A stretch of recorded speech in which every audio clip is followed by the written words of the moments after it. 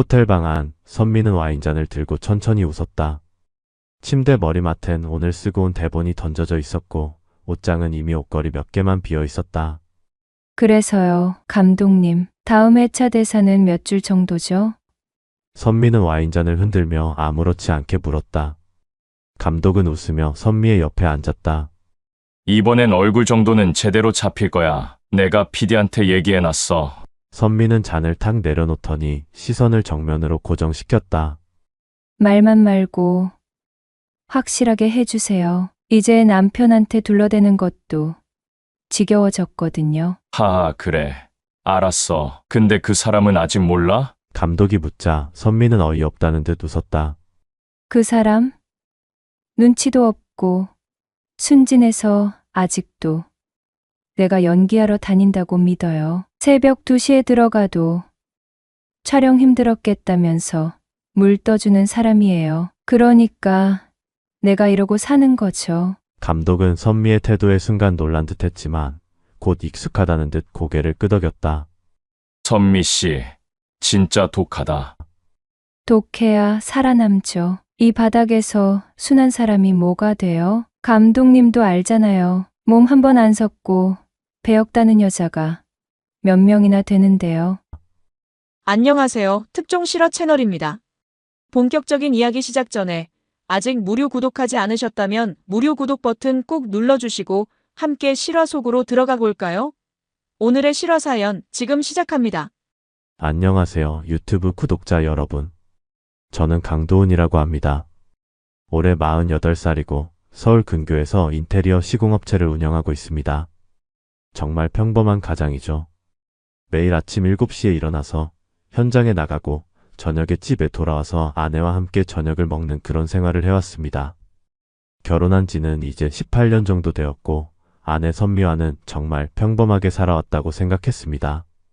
아내 선미는 45살인데 젊었을 때 연극 배우를 했었습니다. 저와 결혼하기 전에는 대학로에서 연극 무대를 전전했었죠. 그때는 정말 열정적이었어요. 밤늦게까지 연습을 하고 작은 극장에서 공연을 하면서도 눈을 반짝반짝 빛내며 살았습니다.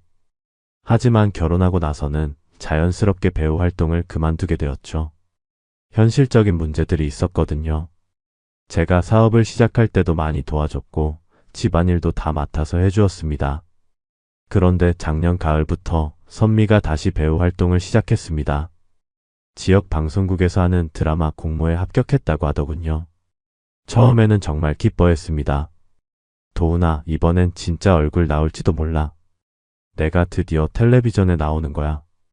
그렇게 말하면서 환하게 웃던 모습이 아직도 기억납니다. 저도 정말 좋았어요. 아내가 꿈을 다시 찾았다는 게 말이죠. 초반에는 정말 열심히 했습니다. 대본도 집에서 열심히 외우고 거울 앞에서 연기 연습도 하고요.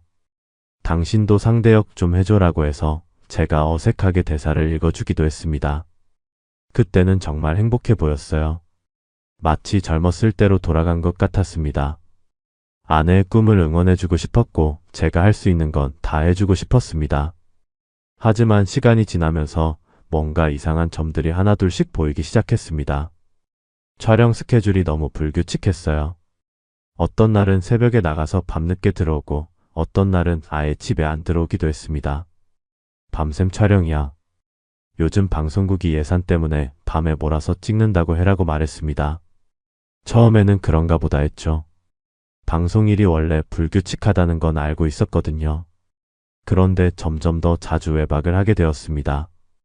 감독님이 리딩을 한다고 해서 늦을 것 같아. 그냥 근처에서 자고 갈게라고 연락이 오는 일이 잦아졌어요. 한 달에 한두 번이던 것이 일주일에 두세 번으로 늘어났습니다. 아무래도 이상하다는 생각이 들기 시작했어요.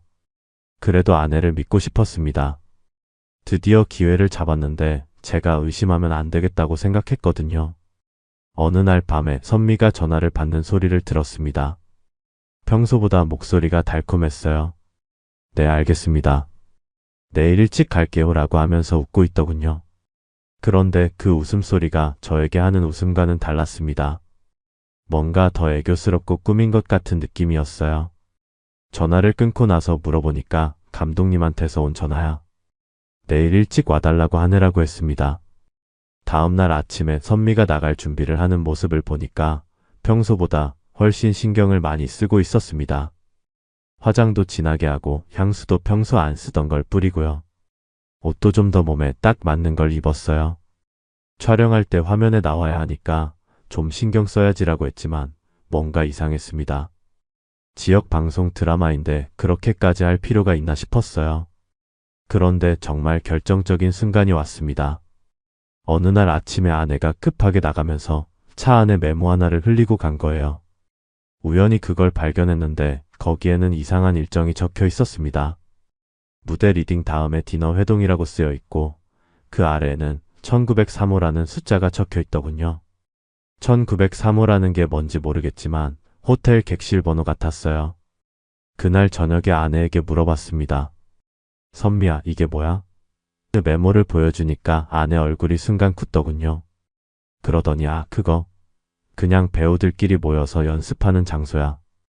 요즘 카페는 시끄러워서 조용한 곳에서 하는 거라고 대답했습니다. 그런데 말투가 평소와 달랐어요. 뭔가 당황한 것 같았고 눈을 제대로 마주치지도 않았습니다. 호텔에서 연습을 해? 아니야, 호텔이 아니라 그냥 조용한 공간이야. 방송국에서 대여한 거라고 들었어. 아내의 대답은 계속 애매했습니다. 뭔가 숨기는 게 있다는 느낌이 강하게 들었어요. 하지만 그때까지만 해도 설마 했습니다. 18년을 함께 산 아내인데 저를 속일 리가 없다고 생각했거든요. 하지만 의심이 한번 들기 시작하니까 자꾸 이상한 점들이 눈에 띄었습니다. 외박하는 날이면 항상 화장을 진하게 하고 나갔어요. 평소에는 정말 소박하게 지내던 사람이었는데 말이죠. 그리고 집에 들어올 때면 향수 냄새가 평소와 달랐습니다. 아내가 쓰던 향수가 아니라 좀 더 진하고 자극적인 냄새였어요. 어느 날은 아내 가방에서 호텔 키카드를 발견했습니다. 그것도 시내에 있는 꽤 비싼 호텔이었어요. 이게 뭐야? 하고 물으니까 그거 감독님이 회의 장소로 써서 받아온 거야. 깜빡하고 버리지 못했네라고 했습니다. 그런데 그 호텔 이름을 인터넷에 검색해보니까 일반 회의실은 따로 있더군요. 굳이 객실 키카드를 줄 이유가 없었습니다. 점점 더 의심이 커졌습니다. 아내의 핸드폰도 예전과 달랐어요. 화장실에 갈 때도 들고 가고 자기 전에도 계속 들여다보고요. 메시지가 오면 얼른 확인하고 금방 화면을 끄는 모습을 자주 봤습니다. 누구야? 하고 물으면 그냥 배우들 단체 톡방이야 라고 대답했지만 표정이 너무 어색했어요. 그리고 아내가 집에 없는 시간이 점점 길어졌습니다. 예전에는 촬영이 있어도 저녁에는 집에 들어왔는데 이제는 새벽 2, 3시에 들어오는 일이 많아졌어요. 오늘 촬영이 왜 이렇게 늦게 끝났어? 하고 물으면 감독님이 완벽주의자라서 계속 다시 찍자고 하더라고라고 했습니다. 하지만 그런 날이면 화장이 다 지워져 있었어요. 촬영을 했다면 화장을 지울 이유가 없었을 텐데 말이죠. 어느 날 밤에는 아내가 술 냄새를 풍기고 들어왔습니다. 그런데 그냥 술 냄새가 아니라 비싼 양주 냄새였어요. 평소에 아내는 술을 거의 안 마시는 사람이었거든요. 오늘 회식이 있었어? 하고 물으니까 스태프들이랑 간단히 한잔했어 라고 했습니다. 그런데 옷에서 남자 향수 냄새가 났어요. 여러 사람이 함께 있었다면 그럴 수도 있겠지만 뭔가 이상했습니다. 더 이상 참을 수가 없어서 제가 직접 알아보기로 했습니다. 먼저 호텔 쪽을 알아봤어요. 제가 인테리어 일을 하다 보니까 호텔 관련 일을 한 지인이 있었거든요. 그 친구에게 부탁해서 호텔 정산 명세를 확인해 달라고 했습니다. 물론 정식으로는 어려운 일이었지만 오랜 친구라서 도움을 받을 수 있었어요. 결과는 충격적이었습니다. 선미 이름으로 예약된 객실이 여러 번 있었는데 동반자란에는 방송국 국장과 드라마 PD 이름이 적혀 있었습니다. 그것도 한 명이 아니라 번갈아 가면서요. 어떤 날은 국장과 어떤 날은 PD와 심지어 광고주 본부장이라는 사람과도 함께 투숙한 기록이 있었습니다. 이제 확신이 섰습니다. 아내가 저를 속이고 있었던 거예요. 그것도 한 사람이 아니라 여러 사람과 말이죠. 머리가 하얗게 변하는 느낌이었습니다. 18년을 함께 산 아내가 이런 일을 하고 있었다니요. 도대체 언제부터였을까요? 그동안 제가 얼마나 바보였던 걸까요? 더 자세히 알아보기 위해서 차량 블랙박스도 확인해 봤습니다. 아내가 외박한다고 한 날들의 기록을 보니까 실제로는 그 호텔 주차장에 차를 세우고 들어가는 모습이 찍혀 있었어요. 카카오티 영수증도 확인해 봤는데 촬영장이라고 했던 곳과는 전혀 다른 위치로 이동한 기록들이 있었습니다. 은행 내역도 이상했어요. 외박하는 날이면 항상 미용실이나 백화점에서 결제한 내역이 있었습니다. 평소보다 훨씬 많은 돈을 쓰고 있었어요. 새 옷도 자주 사고 화장품도 비싼 걸로 바꾸고요. 요즘 화면에 나와야 해서 관리를 좀 해야 한다고라고 했었는데 이제 보니까 그게 아니었던 것 같습니다. 패턴이 너무 명확했어요. 외박한다고 연락이 오면 호텔에서 만나고 다음날 늦게 귀가하는 일이 한 달에 여러 번씩 반복되고 있었습니다. 제가 모르는 사이에 아내는 완전히 다른 사람이 되어 있었던 거예요. 그런데 더 충격적인 사실을 알게 되었습니다. 아내가 출연한다고 했던 드라마 촬영 일정을 방송국 홈페이지에서 확인해 봤는데 실제 촬영 날짜와 아내가 외박한 날짜가 전혀 맞지 않았어요. 아내가 외박한 날에는 오히려 촬영이 없었던 겁니다. 완전히 거짓말이었던 거죠. 그때서야 모든 게 명확해졌습니다. 아내는 배우 활동을 핑계로 다른 남자들과 만나고 있었던 거예요. 그것도 한 사람이 아니라 여러 사람과 말입니다. 제가 열심히 일해서 번 돈으로 아내가 다른 남자들과 호텔에서 시간을 보내고 있었다니요. 너무 분하고 억울했습니다. 밤새 잠을 이룰 수가 없었어요. 18년 동안 쌓아온 믿음이 하루아침에 무너져 버렸습니다. 아내와 함께했던 모든 순간들이 거짓말이었나 하는 생각이 들었어요. 어떻게 이런 일을 할 수 있을까요? 어떻게 제 얼굴을 보면서 거짓말을 할 수 있었을까요? 더 이상 모른 척할 수 없어서 아내와 정면으로 대화를 나눴습니다. 그날 저녁에 아내가 집에 들어오자마자 선미야, 우리 얘기 좀 하자라고 했어요. 아내 표정이 순간 굳었습니다. 뭔가 눈치챈 것 같았어요. 이게 내가 말하던 배우 인생이냐? 제가 수집한 모든 증거들을 보여줬습니다.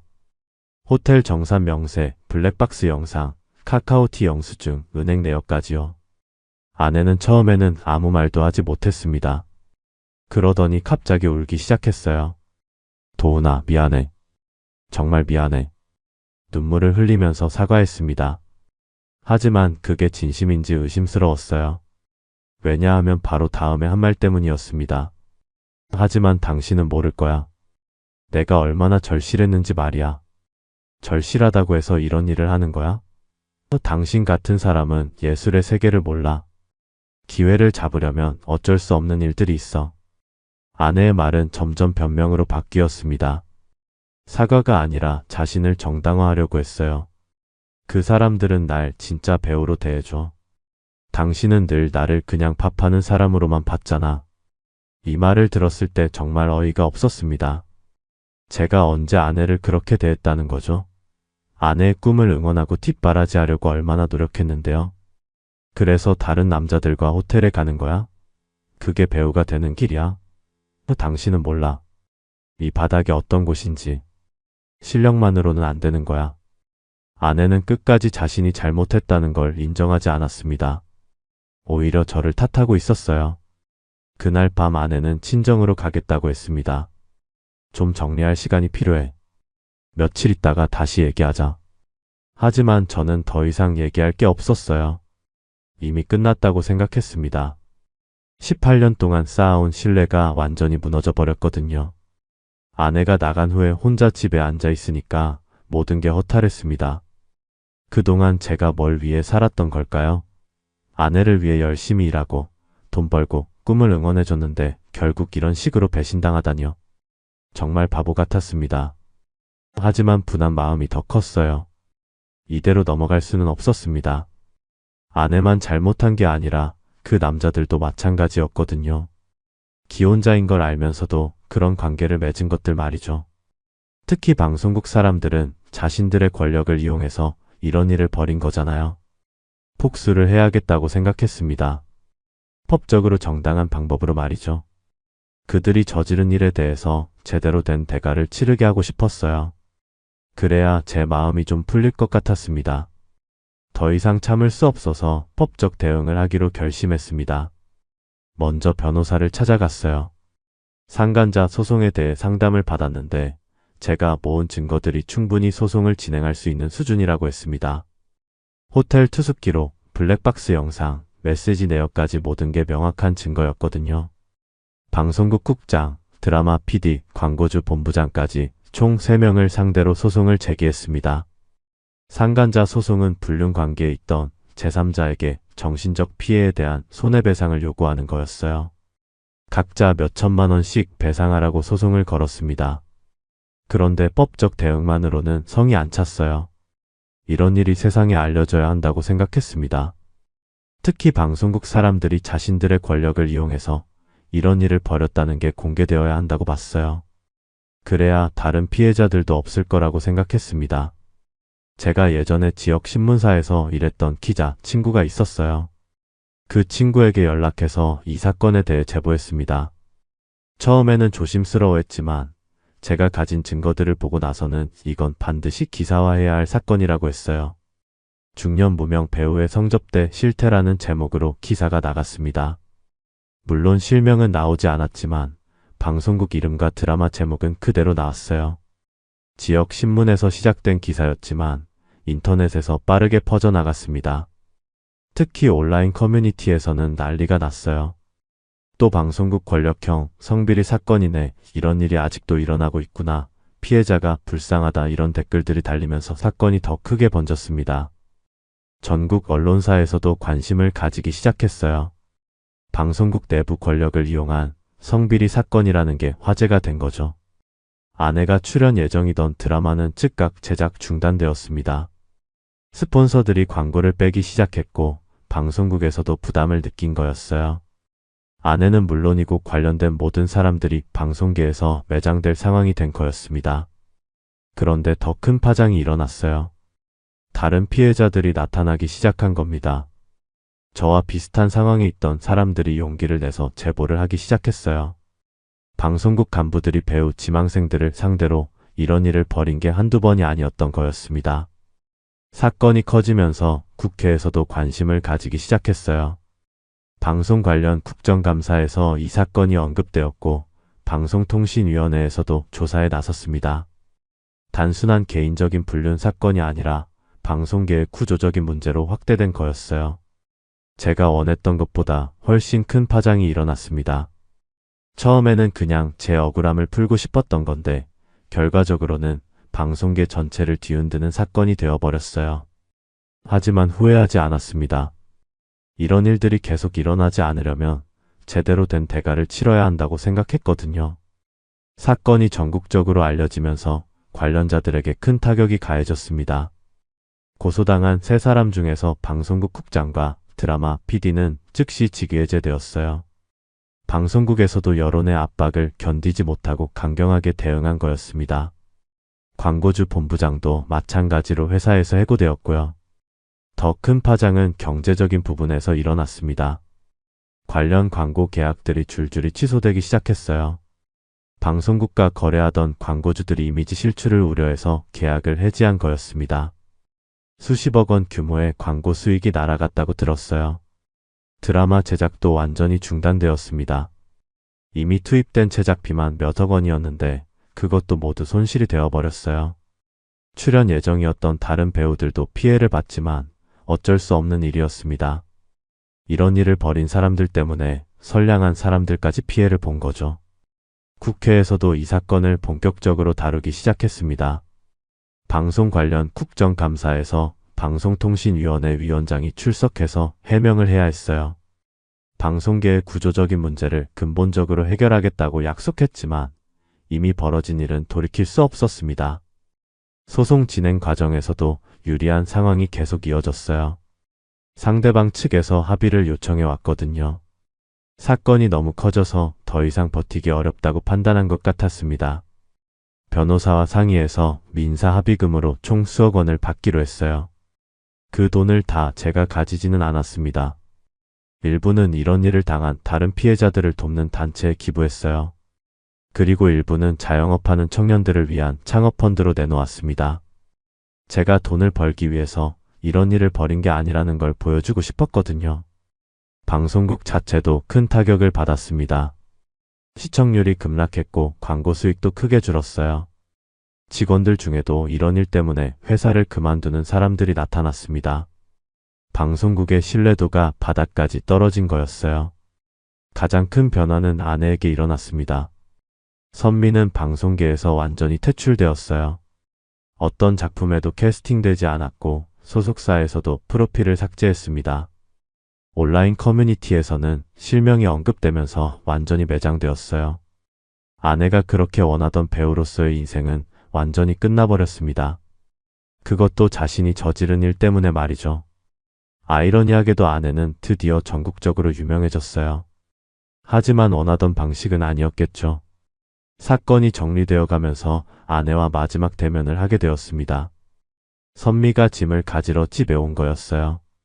몇 달 만에 보는 아내의 모습은 완전히 달라져 있었습니다. 살도 많이 빠지고 얼굴도 많이 늙어 보였어요. 도훈아, 우리 얘기 좀 하자. 아내가 먼저 말을 걸었습니다. 이제 뭔 얘기할 게 있어? 저는 차갑게 대답했어요. 이미 끝난 일이라고 생각했거든요. 하지만 아내는 끝까지 자신의 입장을 얘기하고 싶었나 봅니다. 당신이 나 망가뜨렸어. 나 연기 말곤 할 줄 몰라. 아내는 여전히 자신이 피해자인 것처럼 말했습니다. 제가 잘못한 것처럼 몰아가려고 했어요. 하지만 이제는 그런 말에 흔들리지 않았습니다. 그래도 내 인생만큼은 건들지 말았어야지.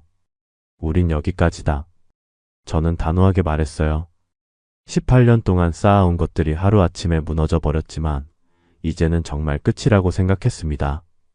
더 이상 돌이킬 수 없는 강을 건너버린 거였어요. 그 사람들이 다 나를 이용만 했어. 나도 피해자야. 아내는 끝까지 자신을 정당화하려고 했습니다. 하지만 저는 더 이상 들어주고 싶지 않았어요. 이미 선택은 아내가 한 거였으니까요. 선미야, 이제 그만하자. 우리 둘 다 새로운 길을 가는 게 좋겠어. 저는 더 이상 화를 내지 않았습니다.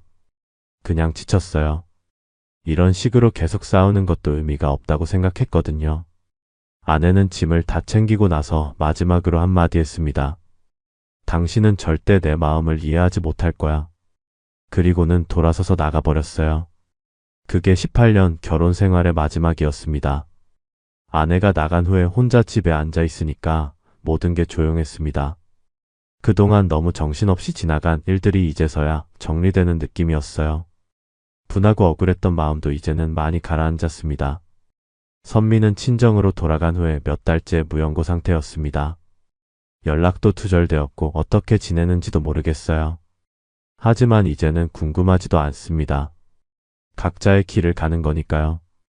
이혼 절차도 조용히 진행되었습니다. 서로 다툴 것도 없었어요. 재산 분할도 법적으로 정해진 대로 하고 위자료도 받을 건 받았습니다. 모든 게 담담하게 정리되었어요. 생각해보니 이게 진짜 끝이구나 싶었습니다. 18년 동안 함께했던 사람과 이렇게 끝날 줄은 몰랐어요. 하지만 후회하지는 않습니다. 제가 할 수 있는 일은 다 했다고 생각하거든요. 모든 일이 정리된 후에 저는 새로운 시작을 하게 되었습니다. 지방에 있는 인테리어 기술학교에서 강사로 초빙해달라는 연락이 왔어요. 젊은 사람들에게 제가 그동안 쌓아온 기술과 경험을 가르쳐달라는 거였습니다. 처음에는 망설였지만 새로운 환경에서 새로운 일을 해보는 것도 좋겠다는 생각이 들었어요.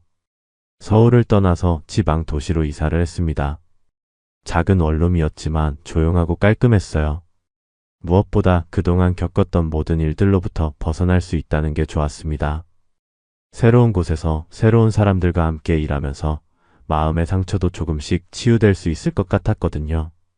학교에서는 주로 인테리어 시공 기술을 가르쳤습니다. 이론보다는 실무 위주로 수업을 진행했어요. 학생들은 대부분 20대 후반에서 30대 초반의 젊은이들이었습니다. 새로운 기술을 배우려는 열정이 대단했어요. 그런 모습을 보면서 저도 새로운 에너지를 얻을 수 있었습니다. 가르치는 일이 생각보다 보람찼습니다. 처음에는 서툴렀던 학생들이 점점 실력이 늘어가는 모습을 보면 뿌듯했어요. 특히 어려운 기술을 익혔을 때 학생들이 기뻐하는 모습을 보면 저도 함께 기뻤습니다. 이런 감정을 느껴본 지가 정말 오래된 것 같았어요.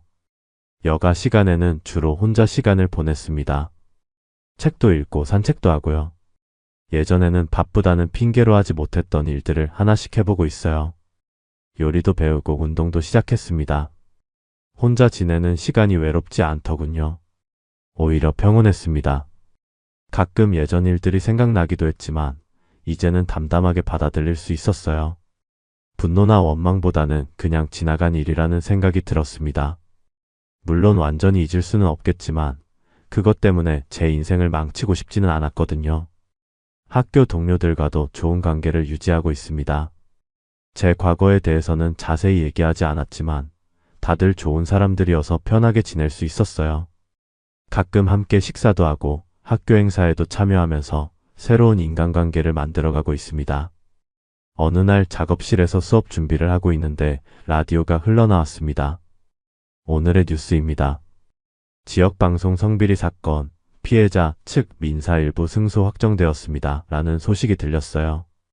아, 그 사건이 완전히 마무리되었구나 싶었습니다. 저는 조용히 나사를 조이면서 중얼거렸습니다. 연기는 끝났고 인생은 계속된다. 정말 그런 것 같았어요. 아내의 연기도 끝났고 그 사람들의 가식적인 연기도 끝났습니다. 하지만 진짜 인생은 계속 흘러가고 있었어요. 새로운 환경에서 새로운 사람들과 함께하는 일상이 점점 자연스러워졌습니다. 예전처럼 복잡하고 스트레스 받는 일은 없었어요. 단순하지만 보람 있는 하루하루를 보내고 있습니다. 이게 진짜 평범한 행복이라는 생각이 들었어요. 저녁에 집에 돌아와서 간단하게 저녁을 먹고 차 한 잔 마시면서 하루를 정리하는 시간이 좋습니다.